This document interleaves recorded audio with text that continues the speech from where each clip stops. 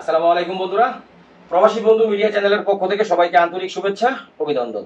বন্ধুরা, আশা করি সবাই ভালো আছেন। দেখুন, আজকে আপনাদেরকে একটা সারপ্রাইজ দেব। আর বিষয়টা হচ্ছে ইটালির বিষয় নিয়ে কথা বলবো আর কি আমরা।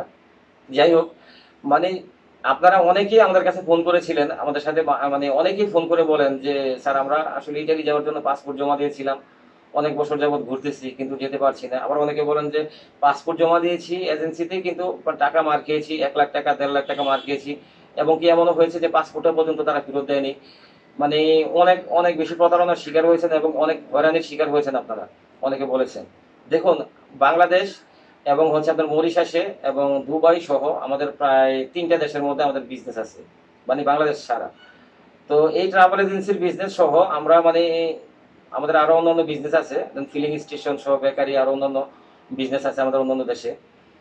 এই ট্রাভেল এজেন্সির কাজের মধ্যে আমরা আসলে আমরা যৌথভাবে যদিও কাজটা করি। দেখেন, আমাদের 4টা লাইসেন্স একসাথে কিন্তু আমরা যৌথভাবে এই কাজটা করি।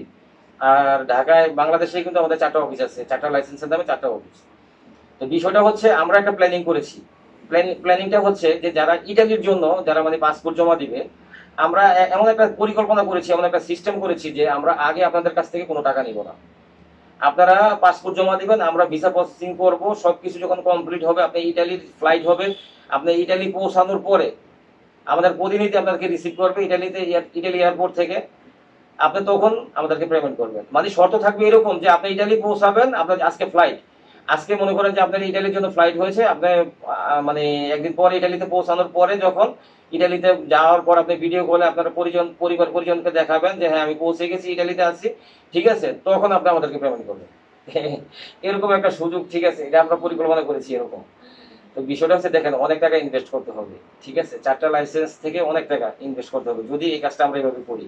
আর এভাবে আমরা অলরেডি শুরু করে দিয়েছি।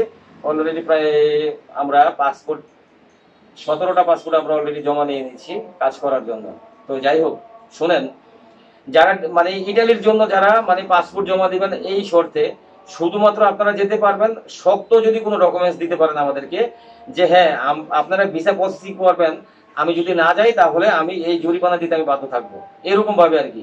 হয় আপনাকে স্ট্যাম্পে লিখিত দিতে হবে, না হয় আপনার অ্যাকাউন্টে চেক দিতে হবে যে আমি যদি না যাই তাহলে এটার ভর্তুকি আমি দিব। এরকম যদি শক্ত কোনো প্রুফ আপনারা দিতে পারেন অথবা সিকিউরিটি দিতে পারেন, ঠিক আছে, শুধুমাত্র সেই ক্ষেত্রে আমরা ইনভেস্ট করবো আপনার জন্য। কারণ কি, শুধুমাত্র যে বাংলাদেশে যে এজেন্সির প্রতারণার কারণে সাধারণ মানুষের হয়রানি, আমি মাসুদ রানা প্রবাসীদের বন্ধু, আমি আগেই বলেছি। আর যেভাবে আপনাদের সহজ হবে, আমি পর্যায়ক্রমে সবগুলো কাজকে আমি সহজ করে আনার চেষ্টা করবো, ইনশাল্লাহ। আপনারা আমার জন্য দোয়া করবেন। তো আশা করি আপনারা আমার কথাগুলো বুঝতে পেরেছেন।